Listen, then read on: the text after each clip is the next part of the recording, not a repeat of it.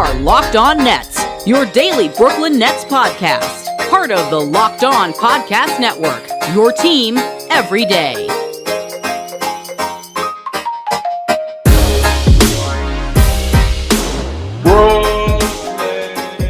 Brooklyn, yo.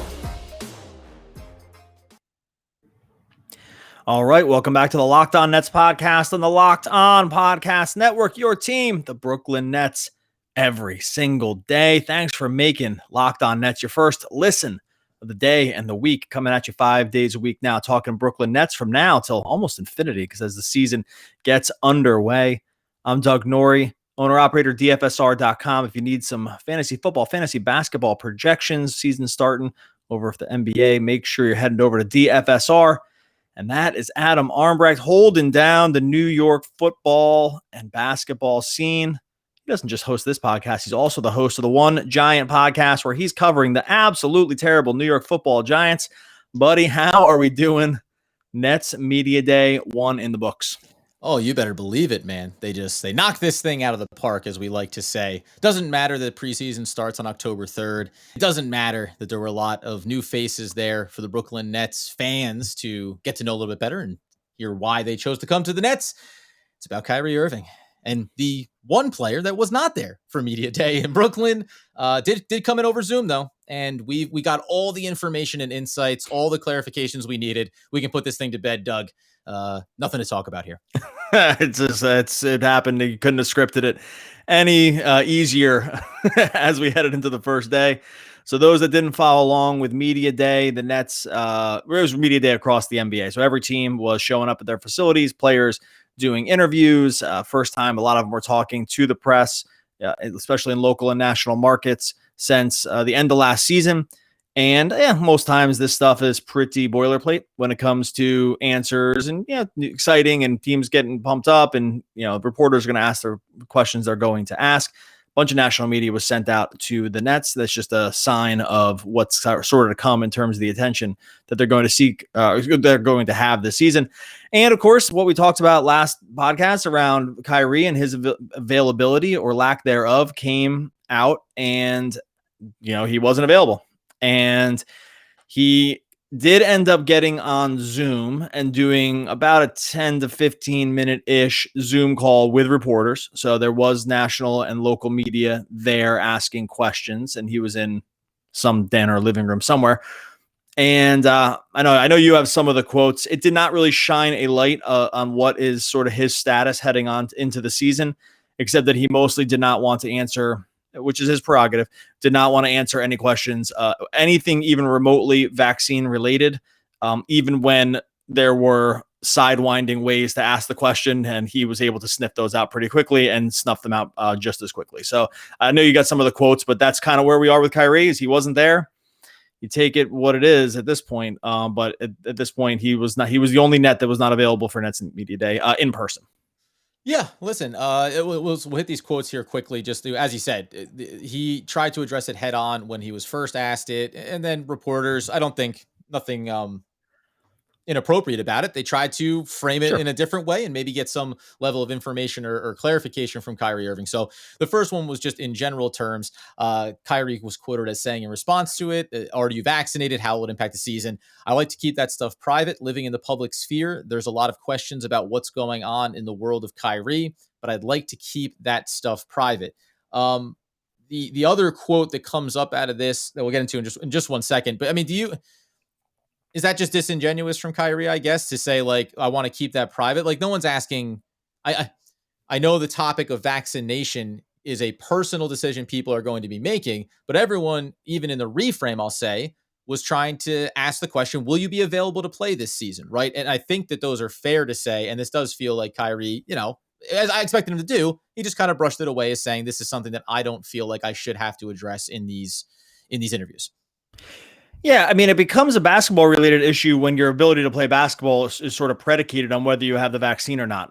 Not right. Here to argue what those mandates, if they're correct or not. They just are at this point. In New York City and a few other municipalities, or cities and areas, they are. It is just the rules have said that if you are not vaccinated, you cannot take part in the basketball games. So at that point, it actually does become a work-related question related to your employment for the Brooklyn Nets. And it's totally fair for people to ask, I think, in that context, because they're just asking, hey, dude, are you going to be able to play this year?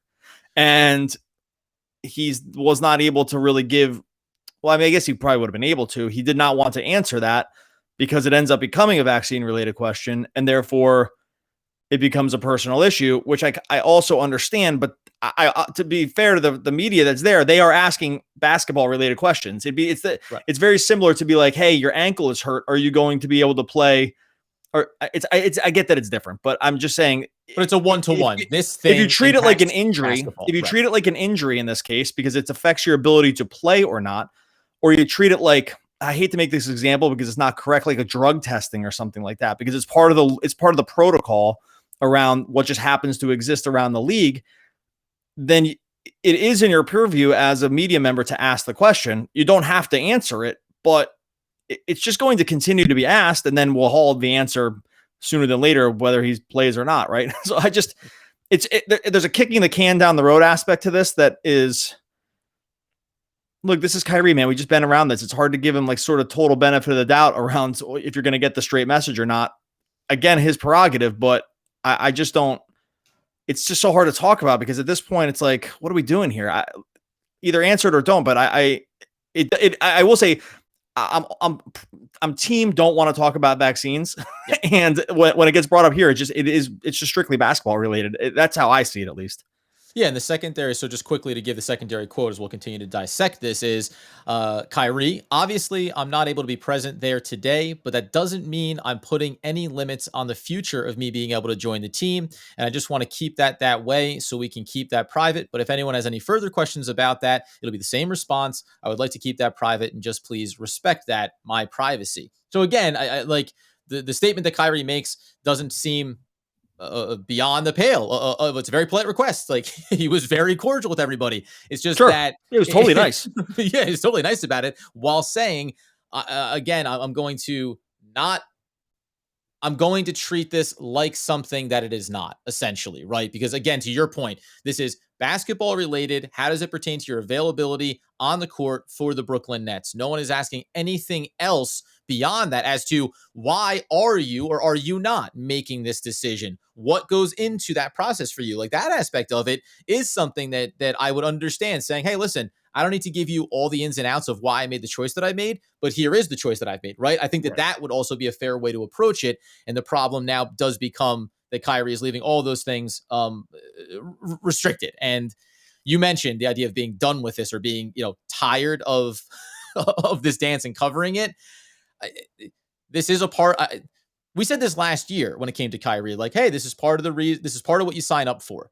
I will say, we're going to get into the rest of the media day and what else we got from Harden and from KD, etc. On tomorrow's episode, probably. But you have two other superstars that are right there for you. And when you see the other way that your superstars can act and interact with the media, I think that even makes it a little bit more difficult to sometimes continue to tread water here with Kyrie. Yeah, I mean, I'm trying not to roll my eyes because I respect any person's individuality, and I want everyone to let their own, proverbial freak flag fly as much as they want to. Everyone should be incentivized to do that in their own life. When you're part of the public sphere, like he mentions, he's just going to be held to a different sort of scrutiny. That is sort of what comes with the many millions of dollars that you make. I'm not a shut up and dribble guy. I'm just saying this is just the reality. Like, it's part of your contract to speak with the media, to answer questions, to talk about your availability. You get paid. You're an unbelievable basketball player, worth every single penny of it. And part of the deal that comes along with that is when you are, talking about your employment or what's going to happen for you during the year, the expectation is to sort of understand whether or not you're going to be playing or not. And so I definitely see both sides of this thing. It's just hard to sometimes know if you're coming or going with Kyrie, only because, look, this is not the first time this stuff has cropped up around him when it comes to messaging in the media or what's even going on with his status. We went through this just last year on a totally different situation where he just took a leave of absence. And the explanation around that was not really there. And that's also fine. But I guess it'd be one thing if it was the first time, but now we're on a few times where this has sort of happened. It kind of just becomes like, I hate to say here we go again, but like that is kind of what it is at this point. And Yep.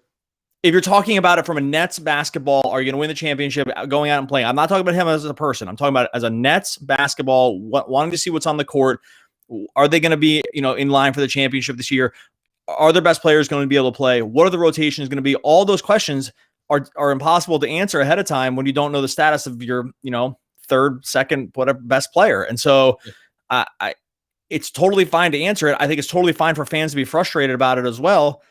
And like, I would hope that part of it wouldn't be begrudged on the part of the superstar for folks that are very incentivized to kind of talk and root for it, to be frustrated with not knowing, because that's just the very definition of sports. And that's just what kind of everyone signed up for it at sort of varying levels here.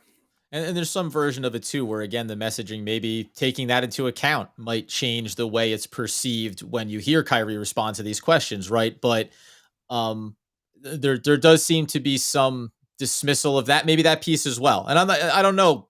Again, nobody gets to know how Kyrie feels about a lot of things, but No. we don't get to know where he stands on that aspect of it. Does he feel like, again, that there is a lot of things that are the byproduct of me playing basketball, and I kind of don't care about any of them across the board? Or is it that it is a delicate balance for me sometimes, and there's going to be these moments when it comes up, and I'm willing to kind of flesh that out and maybe be a little bit, self-effacing in terms of understanding what his limitations are as a person and how that impacts what he is as a professional basketball player. Yeah, look, he's a super thoughtful dude. I don't think anyone would contest that. He's, I think he puts a lot of thought into where he sort of is around certain subjects, and he's a humanitarian, and he's done a ton for the community. And if there was any person that I felt like could like maybe walk away from basketball and just kind of focus on other stuff, I would actually put him in that category. Like, that's on the table, I think, just based on things he said and things that have come out in the past. I do think that kind of thing is on the table for him in a way that I would not say around a lot of other professional basketball players, specifically superstars.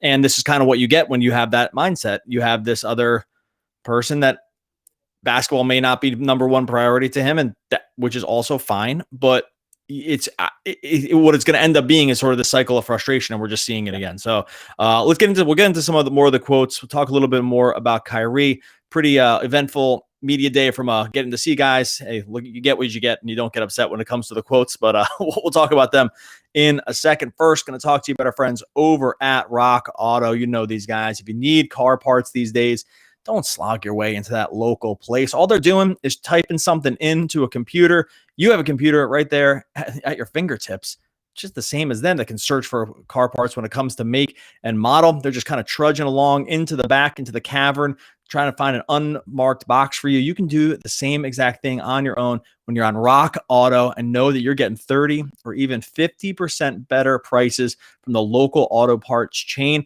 Rock Auto is also a family-owned business. They've been serving do-it-yourselfers like Adam and me for over 20 years. Prices are reliably low for every single customer on Rock Auto. I've used this site before. It's so easy. Drop down menus for the make and model of your car, and away you go. They have everything you could ever need and more. A lot of parts in your car. Like I said, more than 7, less than 10,000. So you're going to go find it there on Rock Auto. All you have to do when you go to rockauto.com, you help us out, is when you get the box that says, "How did you hear about us?" Just type in Locked On, just like our podcast network. Locked On, like the podcast network. How did you hear about us? Rock Auto, amazing selection, reliably low prices, all the parts your car will ever need. rockauto.com. So I do want to get into listen, obviously we expected Harden was there and KD was there. They were asked about it. So there's their thoughts on it. I'm not going to give the visual aid for YouTube. We'll run down those in a second. But we mentioned about Kyrie from last season and what you had to deal with, Kyrie this year and what you had to deal with. And again, you said it, just to reiterate it, Kyrie as an individual, as a person, there's a lot of things I find interesting and fascinating about him, and everything that you mentioned as far as him being a thoughtful guy. But there obviously is this threshold around Kyrie feeling like maybe sports should be a different type of mechanism as opposed to how it's currently constructed, that you shouldn't be obligated to these things. And I think we understand how business and making money works and why sports ends up being constructed the way they are. That being the case, though, is it just like, is there any world for you where just like in last season, we never fully got information around what happened or didn't happen? Seemed like the Nets organization had an understanding internally anyway. They got through it. They moved past it. Is there any world where like this is just like Kyrie almost, I could have said it was about, we're thinking about doing no more orange slices at halftime. It's too much citrus. Nobody can have them. And everyone, and the majority of the league would have come out and said, yeah, all right, can we get maybe just, some other snack or some gummies, whatever it may be, maybe a Built Bar, obviously, could be good for us. And Kyrie was like, I don't know, man. Like citrus is my thing. Like, I just don't know if I can have halftime without citrus. Like, it feels like Kyrie is that type of personality, maybe willing to lean into it for the sake of, without maybe full conviction, just being like, but what about the other side?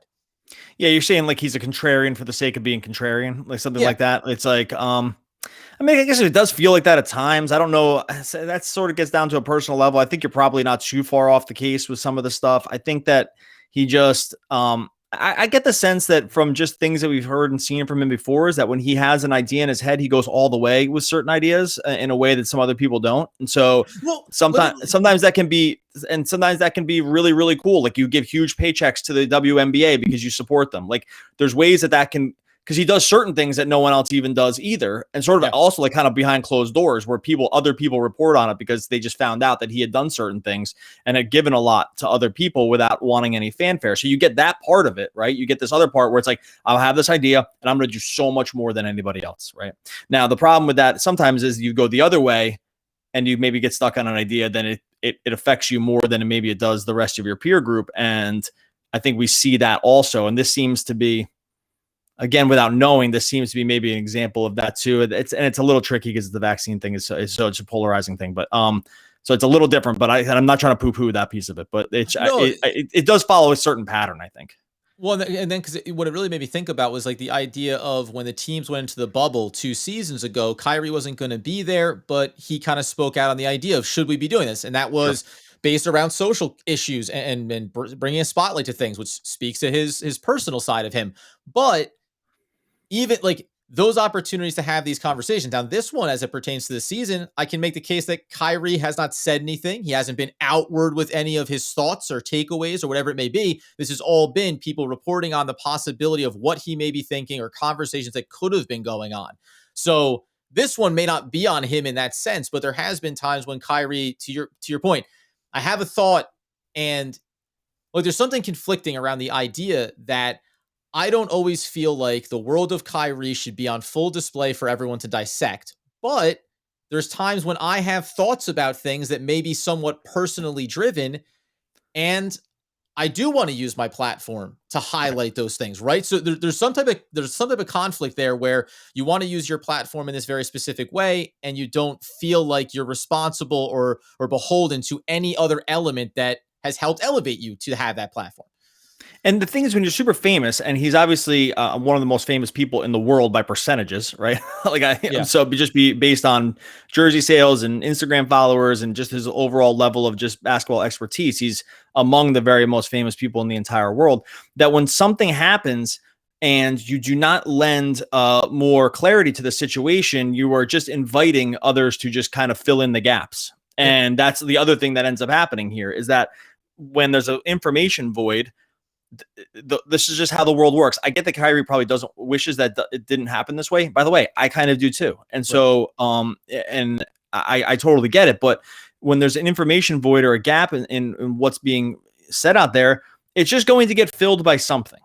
But then the problem is that when it gets filled by something and then that thing becomes frustrating, is like, well, we're just in this now never ending loop of you didn't say anything. So now we'll just kind of figure it out ourselves. And then there's animosity around other people figuring it out themselves. Because look, if it was Kyrie Irving, attorney at law or, postman, no one would care. It's not that. It's just when you reach a certain level of fame and people have bought into something on a huge level that allows you to sort of be among the most popular and, the most successful when it comes to monetary compensation. Like there are certain other things that kind of go with that deal, unfortunately. And that's just where we are with the Kyrie situation. And I feel like it ends up just becoming the cycle of frustration on everyone's part. Yeah, I begrudge nothing of Kyrie to want to do or say or speak to the things he's interested in, or do the personal endeavors, the philanthropic endeavor that he's. I love every aspect of that. This is only predicated on the fact that you also play in the NBA, and that company, that employer. There's certain things that you have to do and you're responsible for, right? So this isn't any. I know you said it before. I just want to make it very clear. Like, this is not anything near the shut up and dribble mentality. It's just the reality of what your job is and some of the responsibilities that come along with that. You can choose to reject it, and I can appreciate you choosing to turn away from those things, but I don't think you get to put yourself above essentially everyone else in the league and say, for me personally, it looks like this. For everybody else, that's for you to decide. Yeah, look, we've done a massive amount of hedging around the Kyrie, like the Kyrie. I like him personally. I don't like what's going on with this right now. Like this, I will say that, like, very, very clearly, I do not like the fact that this is what's going on before the season. I'd prefer it that Kyrie was there. Nothing to do with personal decision making about anything. I just prefer it if the players that my superstar talent was ready to go and ready to play this season, and not having to look and think about the what ifs. Yeah, I on a non-human level, I would wish for the same. I wish for the same thing, because it just makes it. It starts off the season in a fun way. There's a lot of expectations around the Nets. They're an amazing built team. Kyrie Irving is among the very best players to ever play the game of basketball. You want to see him on the court. I think that's what everyone's rooting for. Is we just want. I think a lot of the frustration for him around him specifically comes from, hey, dude, like, you're an absolute artist on the basketball court. We would just love to see that on a consistent basis and know that we're going to see that. Like that. I don't think is that's not a dig. It's an unbelievable compliment. I think a lot of times the frustration that comes from fans and media and well, maybe not some media, but most media that would claim to be just fans of the game would say the best basketball that you can watch is like when Kyrie Irving is dialed in on the court. It's really among the very best you could ever see. And I don't think it's a bad thing to want to see more of it. and I think that's what a lot of the frustration from Nets, because I jumped into the Twitter streets last night with this stuff, which is almost always a mistake, but you hear a lot of frustration from certain people. Now, some of it is about health and safety protocols, and I get that part of it. So, and I hear that piece and whatever. The other piece of it, I think, stems from Nets fans wanting media day to show up and be like, dude, look at this absolute monster squad. This team is completely stacked. We have three of the best basketball players in the world on this team right now. Been building for this for years. They actually had an unbelievable offseason. So now we're just overflowing with talent on media day, like just literally just not gonna be able to find minutes for guys on this team. And when you look around media day, and then at the end of it, it just becomes a little something different, and you're not sure if that's the product you're going to get. And so that can be, that frustration from the fan level makes total sense to me. And I felt it too, because I want to go into the season doing this podcast, being a fan of the Nets, and say, oh, this is going to be great, man. We're going to get some absolutely beautiful basketball here. And we very well probably will. And we're through one full day of media day, and that is not clear. And so it just right. And so it's just like, well, and you get through media day and you don't know a single thing more than you knew Sunday before it started. And that I get on a fan level why that's super frustrating.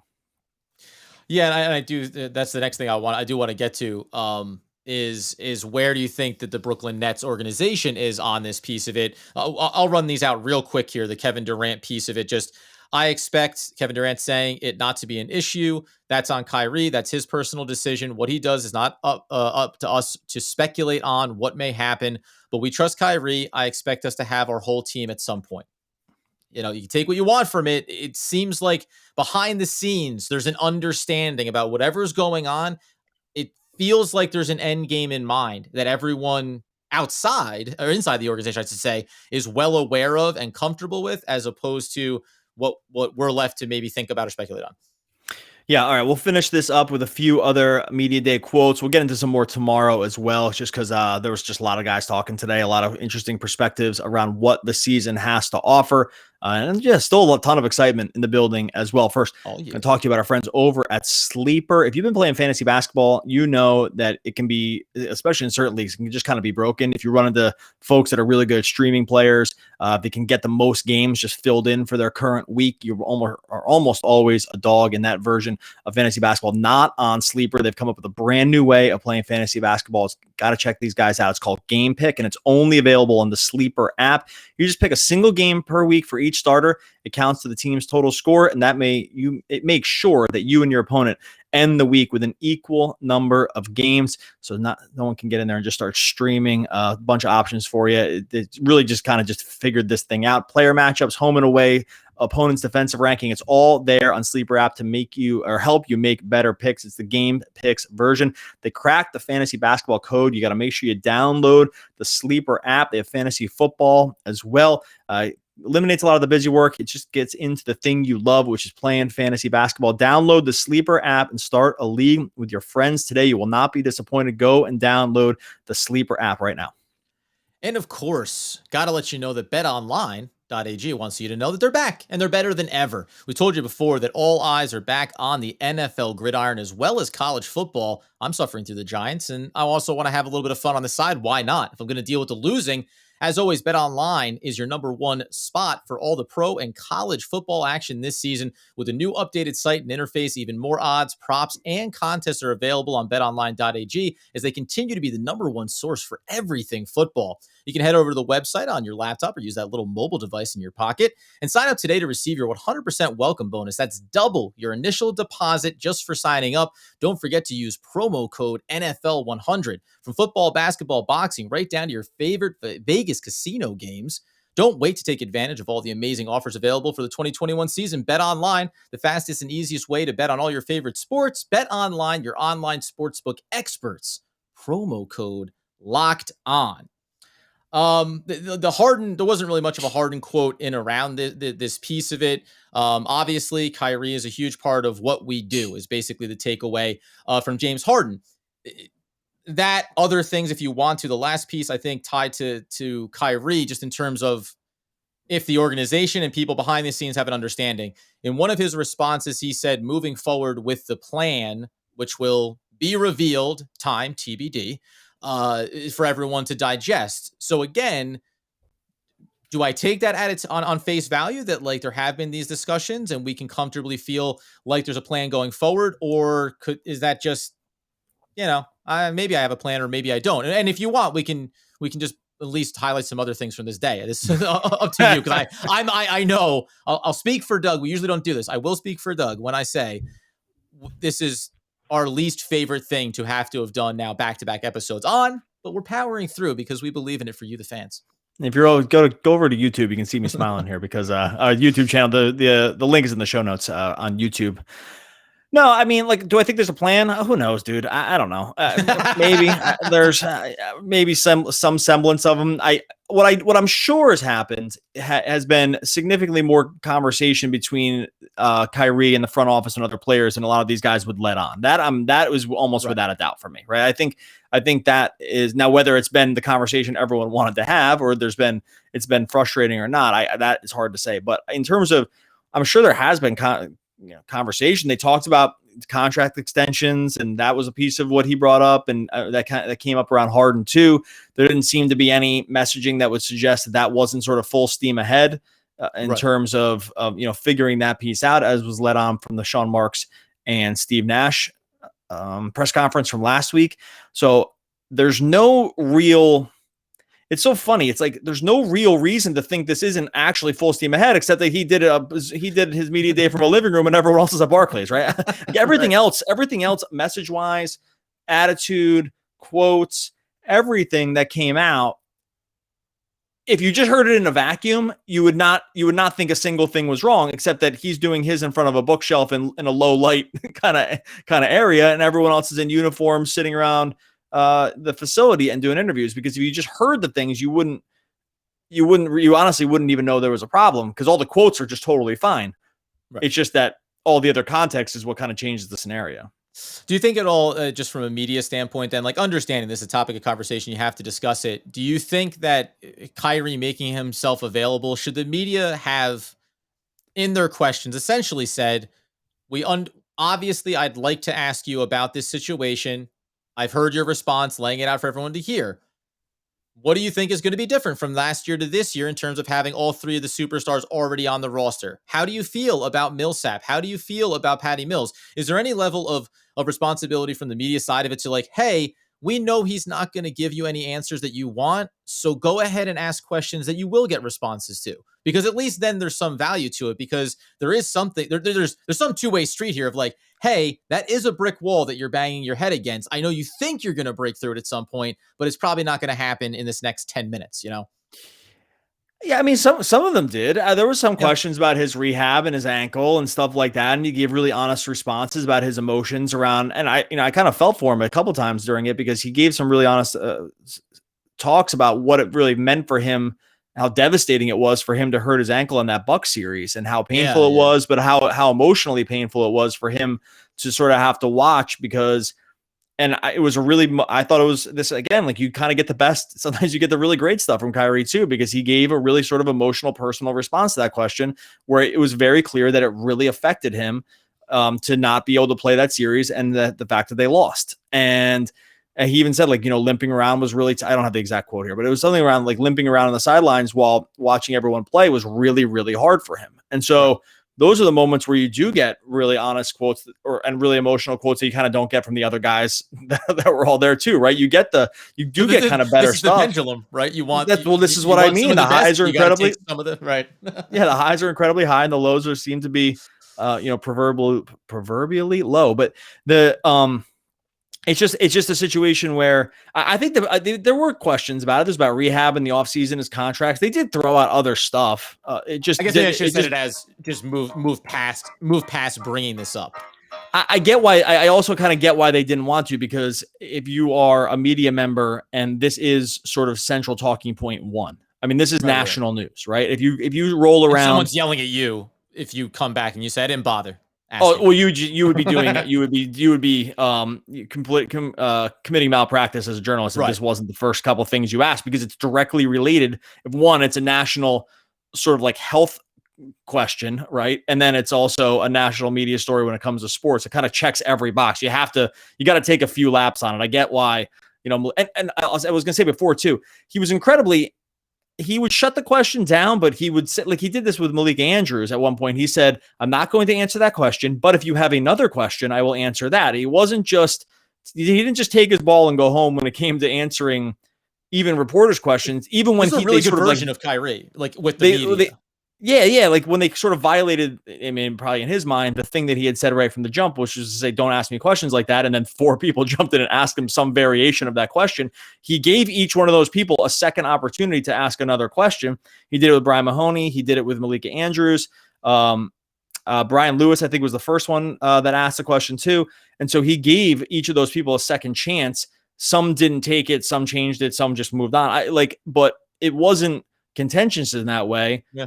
And he didn't just hit mute on their question. He just said, no, I'm not answering that. Do you have another question? I thought that was respectable, I suppose. But yeah, so but from a media perspective, I think you have to kind of keep doing some laps on that, because it's way more interesting and way more relevant than, is Patty Mills a good signing? Which is going to be like, yeah, I'm excited to play with him. Or is, whatever. and certainly more interesting than why do they call you KD? What's the KD stand for? Right. As they pop up there. Only the diehard fans that watch that thing wire to wire are going to get that one. That's called inside jokes for the True Blue podcast fans. But you're right. Yeah. Inside joke. I hope to be part of one day. Yeah, that's the old. All right, we're gonna get out of here. We're gonna get out of here. We got more media stuff we'll cover later in the week, I think, right, Doug? Is that how? Yeah, for sure. I can't just laugh my way off the podcast, can I? That's not how this works. No, there's some other good stuff. Claxton had some really interesting quotes about his offseason regimen, especially around what he had been doing to bulk up. I want to get into that. Some good Aldridge stuff around his motivation to come back and play. Millsap had some stuff. Blake Griffin, really everyone jumped in with some pretty interesting for what it is. Like, you're not going to get, these are not going to be bombshell reports from media day. That's just not how it goes. But I thought there was some insight that we can take. Adam's got a really cool theory around Nets lineup construction that we want to get into later in the week as well, which I found to be worth talking about. We'll get into that later. It's interesting.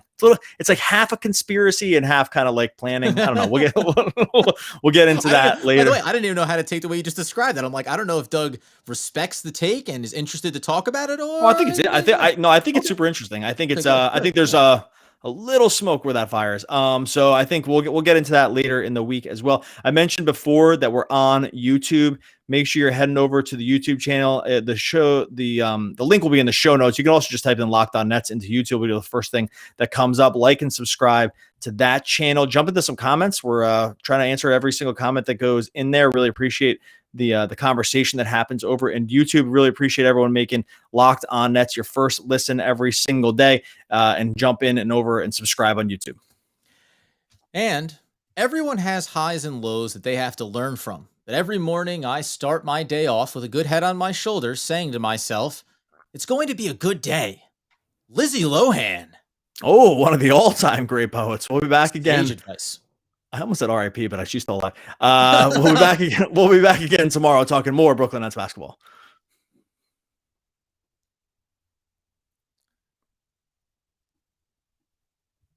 Okay, stop this here. Oh, almost said R.I.P.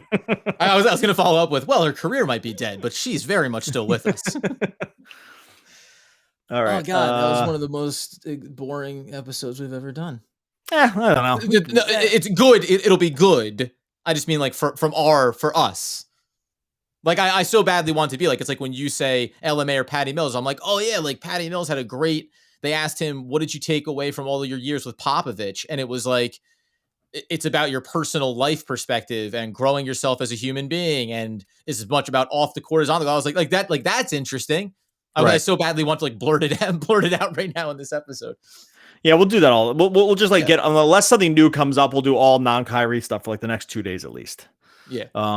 Like we'll just say we're not going to talk. Like we don't have to mention it, but we just won't talk about it. All right, let's beat this thing. Let's beat off here. Yeah, let's beat off together. All right.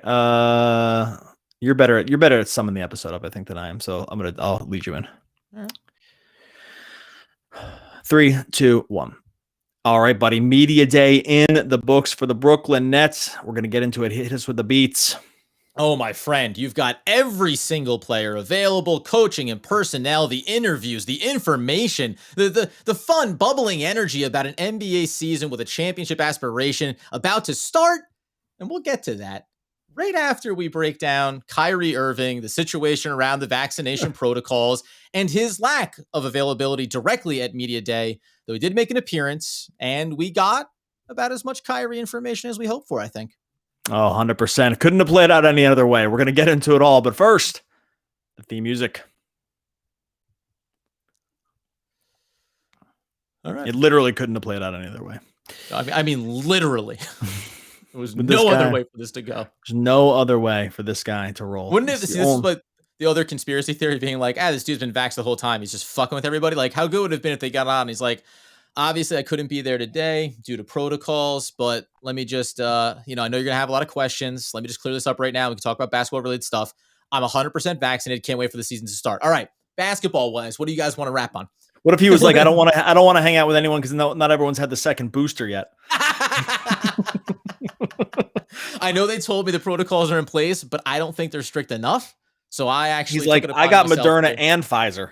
I'm like double condomed, and then these guys are rolling single condom. I can't be around these guys. On Zoom in his own home with a mask on. It's just, I'm not sure how these things transmit. And there's a lot of different bandwidth right now coming into my home. Oh, Jesus Christ. I don't know. Did you watch any of the other ones?